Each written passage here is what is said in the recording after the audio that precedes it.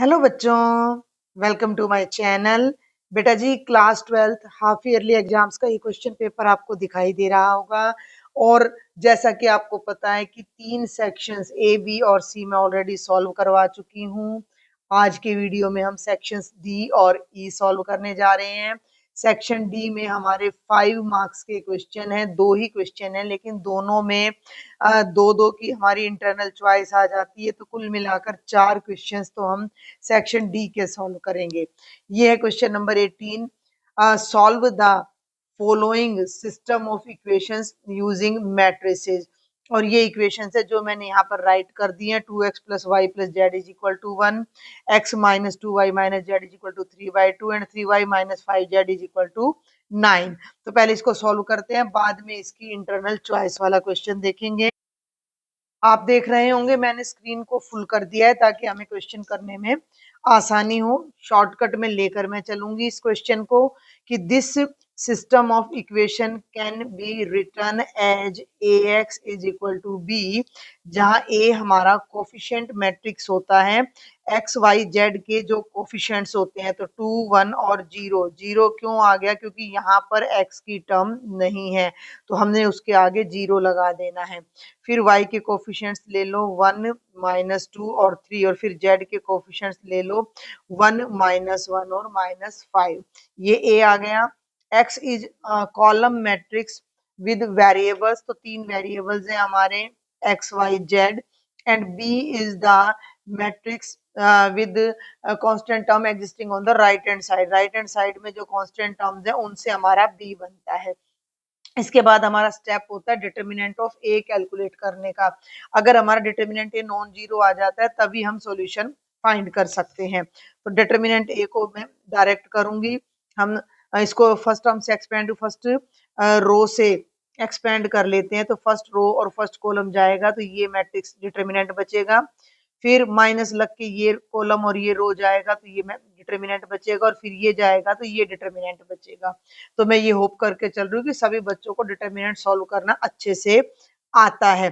तो मैं यहाँ 2 को राइट करूंगी और फिर ये वाला डिटर्मिनेंट सॉल्व करूंगी, तो ये आ जाएगा 10 + 3। क्लियर है? मुझे नहीं लगता कि मुझे डिटर्मिनेंट को बहुत डिटेल में समझाने की जरूरत है। -1 ब्रैकेट में आ जाएगा -5 और +0, और +1 ब्रैकेट में आ जाएगा 3 + 0। इसको सॉल्व करो। 10 और 3 13, 13 दूनी 26, और जमा का ये आ गया 5, और जमा का आ गया ये 3। ठीक है, 5 और 3 8, और 34 आ गया जो कि नॉन जीरो है। जब डिटर्मिनेंट नॉन जीरो हो, बिकॉज डिटर्मिनेंट नॉन जीरो है, तो हमारा इनवर्स एग्जिस्ट करता है। और बच्चे जब इनवर्स एग्जिस्ट करता है तो इस सिस्टम का जो सॉल्यूशन होता है वो x = a इनवर्स b की हेल्प से दिया जा सकता है। अब हमारा एक ही काम रह जाता है, a का इनवर्स फाइंड करना। a इनवर्स कैसे फाइंड करते हैं आप सबको पता होना चाहिए। a इनवर्स होता है adjoint a divided by determinant है। अब डिटर्मिनेंट तो आपका आ चुका है, इसको यहाँ पर होल्ड कर लो। डिटर्मिनेंट आपका 34 आ चुका है। अब बच गया आपको यहाँ पर क्या फाइंड करना है? अब आपको बच्चे एडजॉइंट फाइंड करना है। और एडजॉइंट भी मैं डायरेक्ट यहाँ पर लिख दूं तो सब बच्चों को पता होना चाहिए कि जो को-फैक्टर्स हैं, जो को-फैक्टर्स हैं उनका ट्रांसपोज होता है A11, A12, A13, A21, A22, A23। जो कैपिटल A है वो हमारे को-फैक्टर्स को डिनोट करता है, और उनका लेते हैं ट्रांसपोज। तो ये बन जाता है हमारा A11, A12, A13, A21, A22, A23, A31, A32 और A33।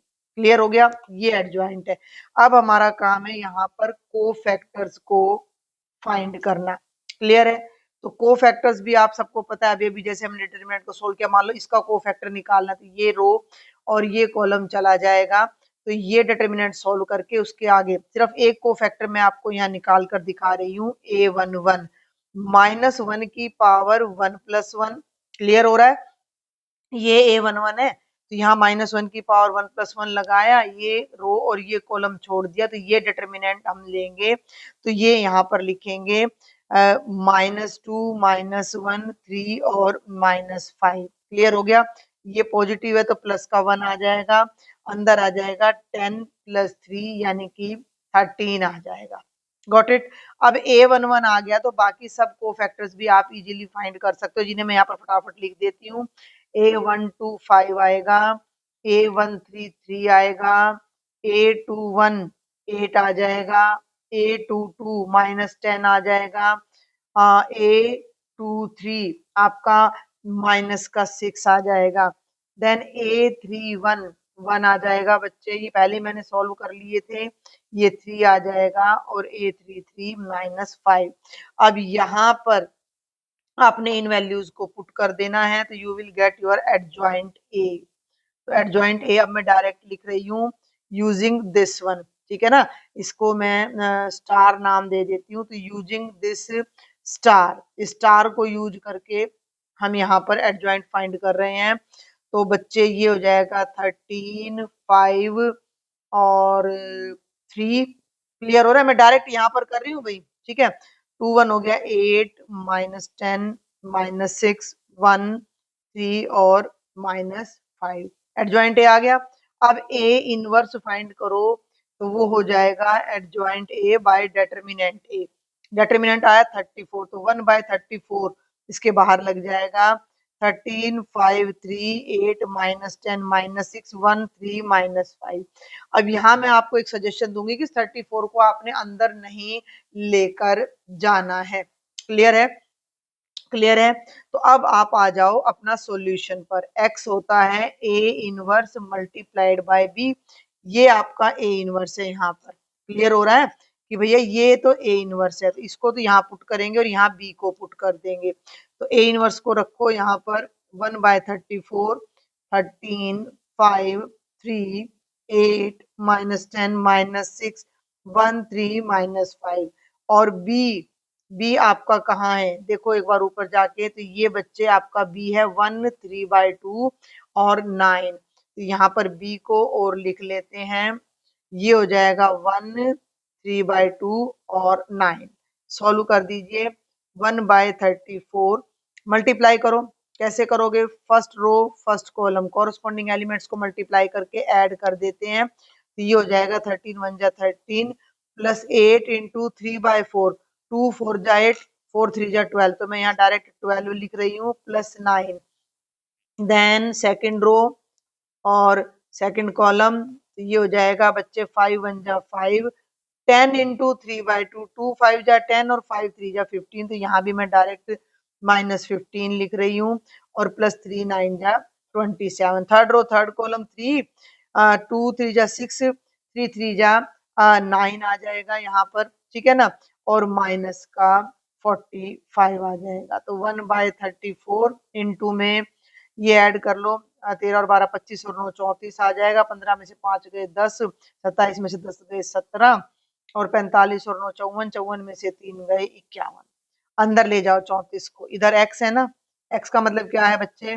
X Y Z.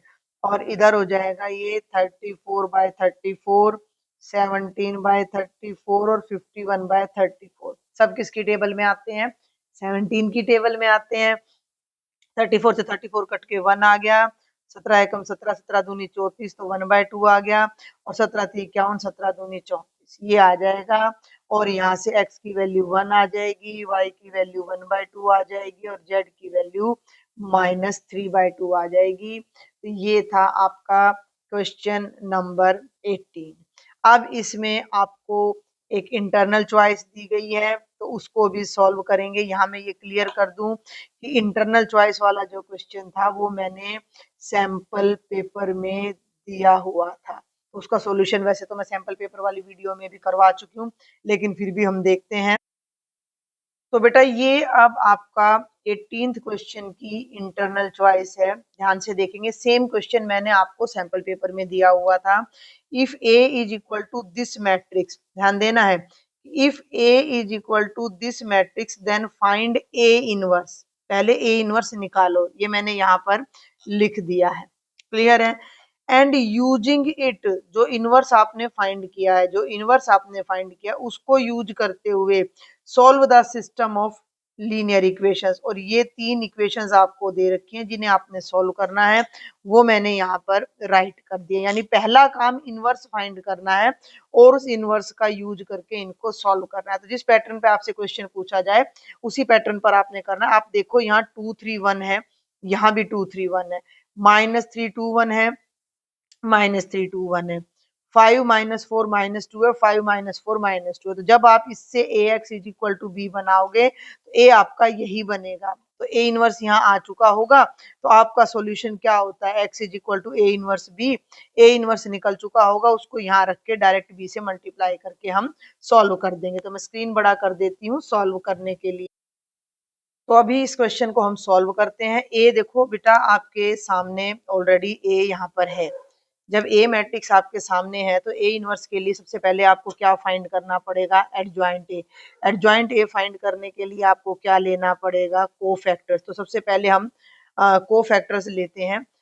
तो देखो मैट्रिक्स ऊपर ये, हाँ ये कोफैक्टर्स अब आपके आ गए। कोफैक्टर्स अभी अभी मैंने निकालना आपको सिखा दिया है। एक कोफैक्टर में फिर भी आपको निकाल देती हूँ यहाँ पर। उसके बाद हम एडजॉइंट लेंगे।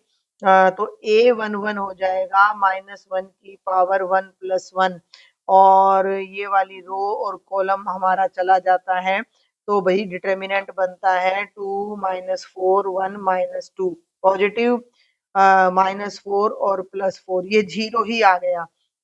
तो बाकी के कोफैक्टर्स मैं जल्दी से यहीं लिख देती हूँ आपको।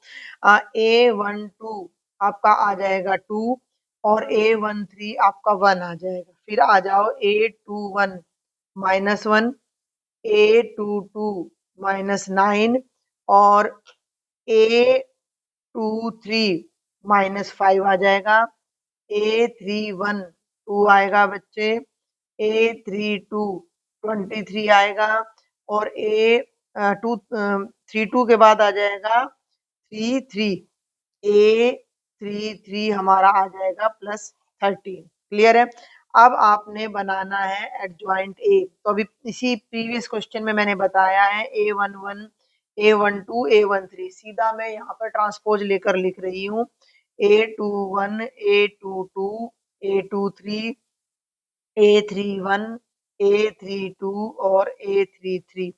डिटर्मिनेंट भी लेना था, डिटर्मिनेंट बाद में ले लेंगे, डिटर्मिनेंट ध्यान नहीं रहा पहले, कोई बात नहीं, आगे पीछे कुछ फर्क नहीं पड़ता। पहले तो हमने एडजॉइंट निकाल देना है फटाफट से। तो ये बन गया अपना यहाँ 0 0 2 1, देन -1 -9 और -5 और 2 23 और 30। ये एक काम तो यहाँ हो गया। अब अगला काम है डिटर्मिनेंट निकालने का। तो ए का जो डिटर्मिनेंट है, मैट्रिक्स ऊपर चला गया है तो मैं इन्हीं से बना लूंगी अपना मैट्रिक्स। और ये है बच्चे 2 3 1 -3 2 +1 5 -4 और -2। इसको एक्सपेंड कर देते हैं अपनी फर्स्ट रो से। तो 2 इंटू में ये आ गया -4 +4, माइनस माइनस +3 हो जाएगा। 3 को जब मैं लूंगी तो ये रो और ये कॉलम गया तो -6 और +4 आएगा बेटा। तो माइनस का 6 और प्लस का 4 आएगा। फिर 5 लूंगी तो 3 -2 आएगा। तो ये तो 0 हो गया। माइनस का 2 और +3 मल्टीप्लाई करोगे -6, 3 में से 2 गया 1 और जमा 5, -1 आ गया जो कि नॉन जीरो आना ही था, नॉन जीरो। देखो उसने पहले ही बोल रखा है कि भाई इनवर्स फाइंड करो। इनवर्स तो तभी निकलेगा ना जब डिटर्मिनेंट नॉन जीरो होगा। तो adjoint A bye determinant, determinant denominator में है तो माइनस लगा दिया, एडजॉइंट की वैल्यू रख दो -1 -9 -5। अब यहाँ ध्यान देना कि जो डिटर्मिनेंट है वो 1 है और 1 डिनोमिनेटर में, 1/1 बाहर कितना हो गया -1, -1 को अंदर ले जाके मल्टीप्लाई कर दो। बाहर क्यों छोड़ना है, पिछले वाले में तो जो डिटर्मिनेंट था वो 34 आ रहा था इसलिए हमने उसको बाहर रखा था। तो ये 0 हो गया, +1 हो गया, -2 हो गया, -2 हो गया, 9 हो गया, -23, -1 + 5 और -13। ये आ गया हमारा ए इनवर्स, यानी क्वेश्चन का हाफ पार्ट हो जाता है। अब कुछ भी नहीं रह जाता इस क्वेश्चन में। देखो भाई ये अपना पहला पार्ट तो यहाँ हो गया, ठीक है, इसको मैं अपना आंसर करके यहाँ लिख सकती हूँ। अब इसने क्या कहा है कि using this inverse solve this equation. Clear है। अब इस इक्वेशन को मैं यहीं पर अगर आपको दिखाऊं तो this equation can be written as ax is equal to B, where A जो है वो बिल्कुल यही वाला आ रहा है। ध्यान से देख लो, 2 3 1 -3 +2 1 और 5 -4 और -2 इस ए में और जो हमारे क्वेश्चन में ए दिया गया है कोई फर्क नहीं है। क्लियर हो रहा है? तो ए इनवर्स हमारा निकल चुका है, तो सॉल्यूशन फाइंड कर दो। इतना आप समझ गए होंगे, तो मैं इसको डायरेक्ट करवा रही हूँ कि given system can be written as A X is equal to B, A ये है, बी ये है, तो सॉल्यूशन हो जाएगा X is equal to A inverse B. A inverse हो गया 0 -2 -1 1 9 5 -2 -23 और -13, बच गया बी। बी आपका पहले भी बताया था पिछले क्वेश्चन में, राइट साइड में जो कोफिशिएंट्स होते हैं उनका जो मैट्रिक्स होता है वो बी होता है, 11 -5 एंड -3। तो बी हमारा बच्चे हो जाएगा 11 -5 और -3। कर दो भाई मल्टीप्लाई, तो 0 -5 +6, फिर आ जाओ -22 घटा 9 5 जा 45, 23 तिया 69 और ये आ जाएगा -11 -25 और जमा का 39। ये हो गया, 6 में से 5 गया 1, 5 और 2 7 6 9 2 आ जाएगा, ये सॉल्व कर लेना 36 और ये 3 आ जाएगा। बिल्कुल सिंपल। और यहाँ x का मतलब वेरिएबल्स एक्स वाई जेड से होता है बच्चों, तो x की वैल्यू 1 आ जाएगी, y की वैल्यू 2 आ जाएगी और z की वैल्यू 3 आ जाएगी। तो ये हमारा आंसर हो जाएगा। तो दोनों ही बहुत आसान है। मैट्रिक्स वाला तो हर बच्चे ने कंफर्म कर लेना है, क्योंकि ये हर बार एग्जाम में 100% इसी टाइप के क्वेश्चंस आते हैं। अब चलते हैं क्वेश्चन नंबर 19 पर। तो ये है बच्चे क्वेश्चन नंबर 19 आपका। क्वेश्चन नंबर 19 हमारा डिफरेंशिएशन से आ जाता है कि आपको गिवन है कि x एक अपना पैरामीट्रिक फॉर्म दे रखी है, a cos t plus log tangent t by 2, y है a sin t, तो हमें dy बाई dx फाइंड करना है। तो ये स्टेटमेंट मैंने यहाँ लिख दी है। डिफरेंशिएट करते हैं पैरामीट्रिक फॉर्म में, हम सबको पता है कि पहले x को डिफरेंशिएट करके dx बाई dt फाइंड करेंगे। तो dx बाई dt फाइंड करेंगे तो dx बाई dt क्या हो जाएगा, a ब्रैकेट cos t का डेरिवेटिव हो जाएगा minus sin t plus log tangent t by 2 का डेरिवेटिव हो जाएगा 1 by tangent t by 2, tangent का derivative secant square t by 2 और t बाई 2 का डेरिवेटिव फिर से 1 बाय 2। इसको जितना मैक्सिमम हो सके सॉल्व कर लो। a ब्रैकेट में minus sine t plus sine cos में बदल लो, इसको साइन कोस में बदलोगे तो उल्टा कर दो, ये हो जाएगा कॉस टी बाई 2 और divided by sine T by 2 और इसको बदलोगे तो ये हो जाएगा 1 by cos square T by 2 into 1 by 2। Cos square से एक कोस कैंसिल हो जाएगा और डिनोमिनेटर में ये रह जाएगा 2 sine T by 2 cos T by 2। और हम सबको एक आइडेंटिटी पता है, देखो a into minus sine T plus 1 by ये हो गया 2 sine T by 2 cos T by 2, जो कि साइन 2t की आइडेंटिटी होती है हमारी, है साइन 2t की जो आइडेंटिटी साइन 2x लगा लो तो वो होती है 2 साइन टी कोस टी, और यहाँ t बाई 2 है तो वो t में कन्वर्ट हो जाएगा। तो ये फॉर्मूला हमारा बन जाएगा a इंटू में minus sine T plus 1 by sine T. ठीक है, इसको यूज करके एलसीएम ले लो। ए साइन टी को जब आप एलसीएम लोगे तो ये हो जाएगा minus sine square T plus 1। थोड़ा सा इसको मॉडिफाई करूं, 1 आगे ले आऊं, 1 minus sine square T bye sine T. 1 minus sine square क्या होता है, कोस स्क्वेयर होता है। तो dx बाय dt हमारा हो जाएगा a multiplied by cos square T bye sine T. आप इसको और चाहो तो और को खोल सकते हो, कोटेंजेंट इंटू में कॉसिकेंट हो जाएगा ये हमारा। ठीक है, लेकिन यहाँ पे हम इसको छोड़ देते हैं, नंबर 1 नाम दे देते हैं। और अब y पे आ जाओ, y हमारा है a साइन t, तो जब आप इसे डिफरेंशिएट करिएगा तो dy बाई dt आ जाएगा a cos t। और अब इन दोनों को डिवाइड करके, बहुत ही आसान है 5 नंबर के हिसाब से, तो dy बाई dx निकाल दो, तो dy by dt divided by dx by dt, तो a cos t by a cos square T into में साइन टी। एक कोस से कोस कट गया, ए से ए कट गया, कैंसिल हो गया, तो ये हो गया sine T by cos T that is equal to tangent T. बहुत बहुत बहुत सिंपल क्वेश्चन था। और अब इसकी जो इंटरनल चॉइस है उसको और देख लेते हैं। ये देखो कि find the interval, find the intervals in which this function is strictly increasing और डिक्रीजिंग। तो जल्दी से मैं यहाँ पर स्टेटमेंट लिख देती हूँ क्वेश्चन नंबर 19 की इंटरनल चॉइस की। ये है F X is equal to, इस तरह का क्वेश्चन भी मैंने दिया हुआ था, सेम नहीं था लेकिन इंक्रीजिंग डिक्रीजिंग का क्वेश्चन मैंने आपको दिया हुआ था।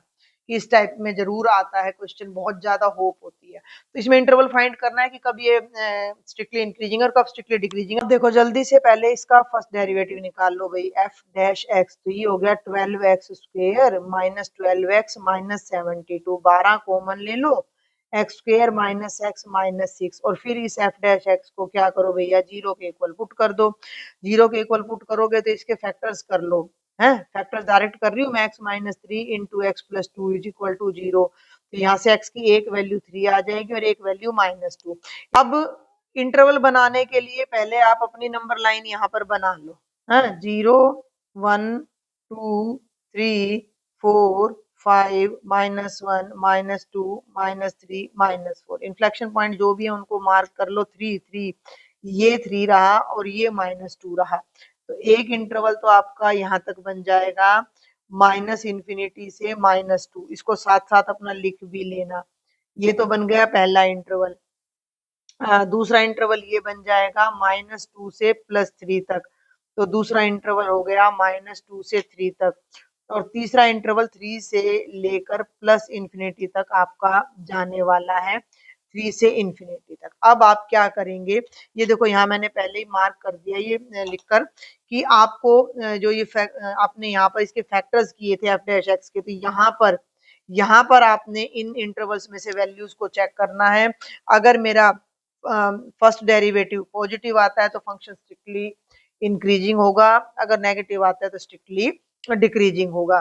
तो पहला केस ले लेते हैं कि जब मेरा x माइनस इन्फिनिटी से -2 में है, तो इसका तरीका मैंने आपको बताया था कि इस इंटरवल में से कोई एक पॉइंट उठाकर यहाँ पर रख दो और इसका साइन चेक कर लो। तो इसको ना एक नाम दे दो, name it as equation number 1, F dash X को।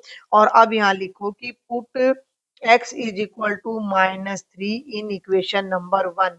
तो एफ डैश की वैल्यू -3 पे चेक करो, 12 -3 -3 -3 +2। ध्यान देना आंसर नहीं चाहिए हमें पॉजिटिव नेगेटिव नेगेटिव, यानी पॉजिटिव आएगा 12 -6 और -1 जो कि ग्रेटर देन 0 है।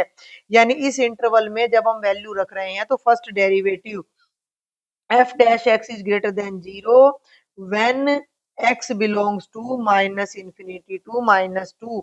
इस इंटरवल में हमारा डेरिवेटिव पॉजिटिव है, इसका मतलब हो गया function is strictly increasing on minus infinity to -2। Clear हो गया। ऐसे ही अब दूसरे केस पर आ जाओ कि जब x -2 से 3 के बीच है, एक नेगेटिव है और एक पॉजिटिव है, -2 से 3 के बीच में डायरेक्ट जीरो पुट कर दो, डायरेक्ट जीरो पुट कर दो कि put x is equal to 0 in first. तो एफ डैश की वैल्यू 0 पर क्या आएगी, तो 12। इसको फ्रेम में रख लेना भाई, 0 -3 0 +2। तो 12 इंटू 0 -3 0 +2, आप देख सकते हो ये नेगेटिव है। तो इस फंक्शन में सॉरी इस इंटरवल में F X is strictly decreasing in this interval. Clear हो गया। और थर्ड पे आ जाओ, थर्ड इंटरवल हमारा क्या है, ये है 3 से लेकर इन्फिनिटी तक, 3 से लेकर इन्फिनिटी तक। जब x की वैल्यू 3 से इन्फिनिटी में है तो आप क्या करो कि x की जगह 4 पुट कर दो फर्स्ट में, तो f डैश की वैल्यू 4 पर तो 12। फिर से मैं आपको दिखा दूं कि ये x -3 और x +2 है, यानी कि 4 -3 और 4 +2 है तो पॉजिटिव है, तो फंक्शन इंक्रीजिंग है।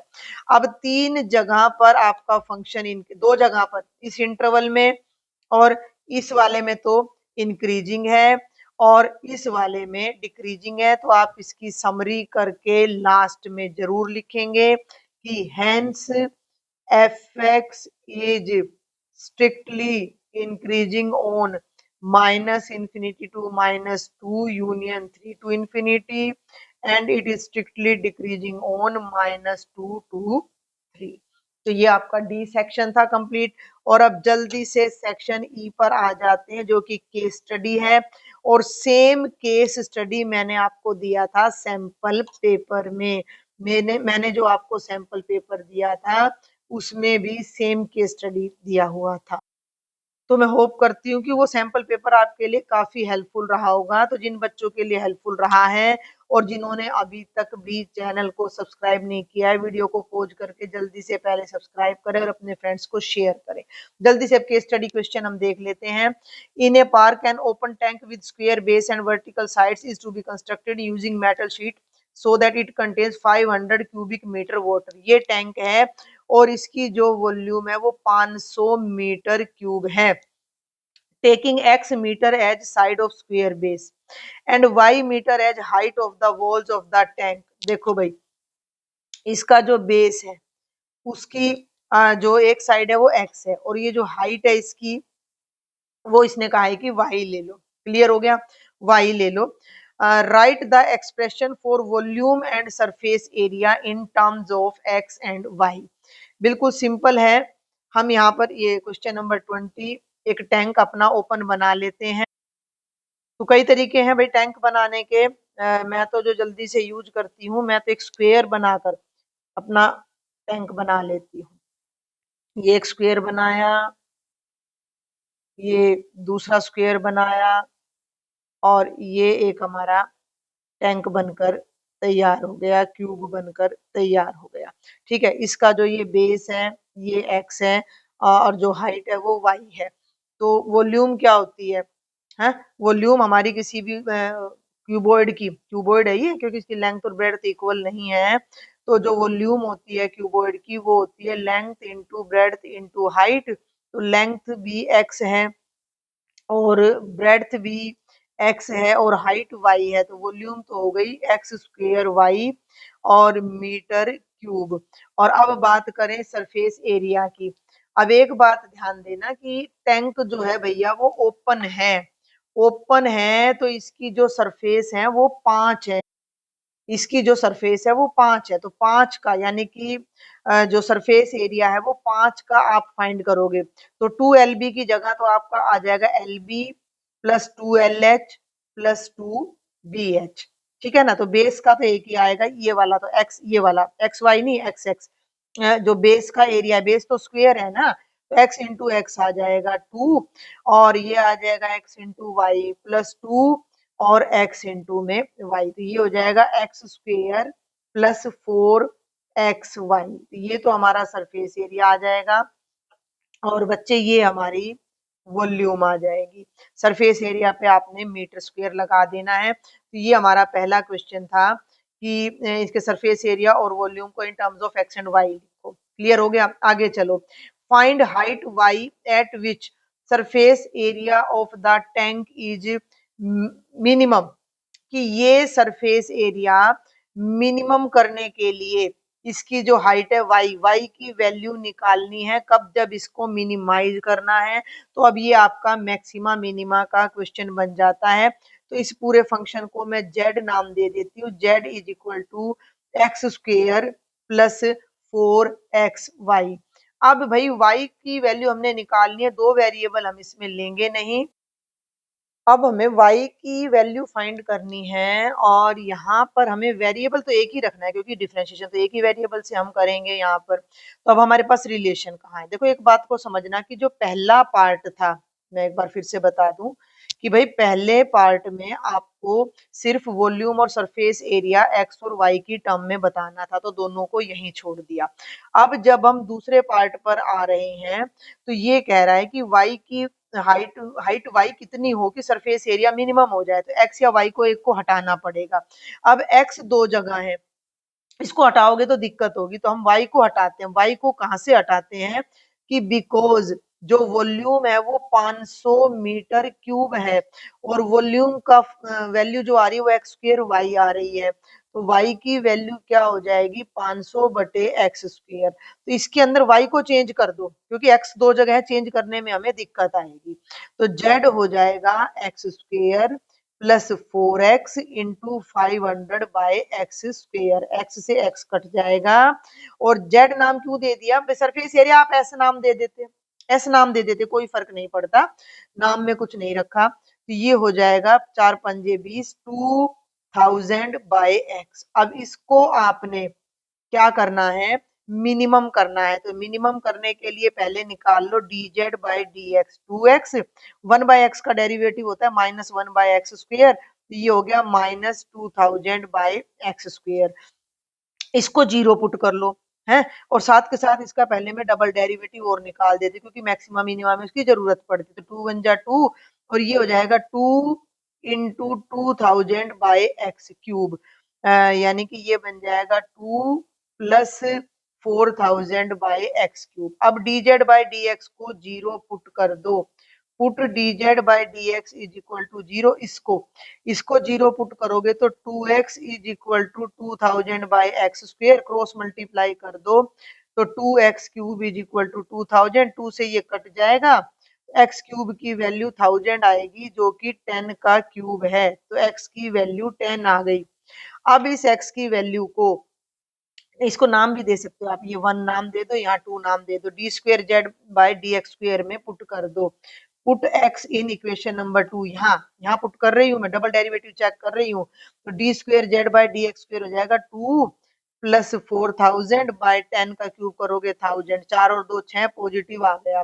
जब डबल डेरिवेटिव पॉजिटिव होता है तो पर्टिकुलर जो फंक्शन होता है वो मिनिमम होता है, z इज मिनिमम कब, जब x की वैल्यू 10 है, z is minimum at x is equal to 10, z का मतलब हो गया surface area of tank is minimum कब, जब x की वैल्यू 10 है। लेकिन बुक वाले ने कहा है कि भैया x की वैल्यू नहीं y की वैल्यू बताओ कि ये मिनिमम कब है, तो y कहां से निकालोगे, तो ये रहा y यहाँ पर, इसको भी कोई नाम दे दो, मान लो इसको मैं स्टार नाम दे दूं, y है 500 बाई एक्स स्क्वायर, तो स्टार को यूज करके y की वैल्यू हो जाएगी 500 बाई एक्स स्क्वायर, यानी कि 500 बाई 10 का स्क्वायर, यानी कि 500 बाई 100 यानी 5। तो जब y 5 है तब हमारा सरफेस एरिया मिनिमम है। अगर हम 5 मीटर की हाइट रखते हैं तो सरफेस एरिया मिनिमम आ जाएगा। This is the second part. और अब आ जाएं थर्ड और लास्ट पार्ट पर, जिसमें दो ऑप्शंस हैं, बिल्कुल आसान। Find the dimensions of the tank eight which surface area is minimum. तो भाई सरफेस एरिया मिनिमम करने, देखो लेंथ कितनी थी, x थी, ब्रेड्थ कितनी थी, x थी, हाइट कितनी थी, y, और मिनिमम के लिए 10 और 5 है, तो लेंथ 10 होनी चाहिए, ब्रेड्थ 10 होनी चाहिए और हाइट 5 होनी चाहिए फॉर सरफेस एरिया, बल्कि ये लिखो फॉर मिनिमम सरफेस एरिया, इसको सीधा यही लिखो कि फॉर मिनिमम सरफेस एरिया। और जल्दी से इसका लास्ट इंटरनल चॉइस देखते हैं, find the minimum possible surface area of the water tank.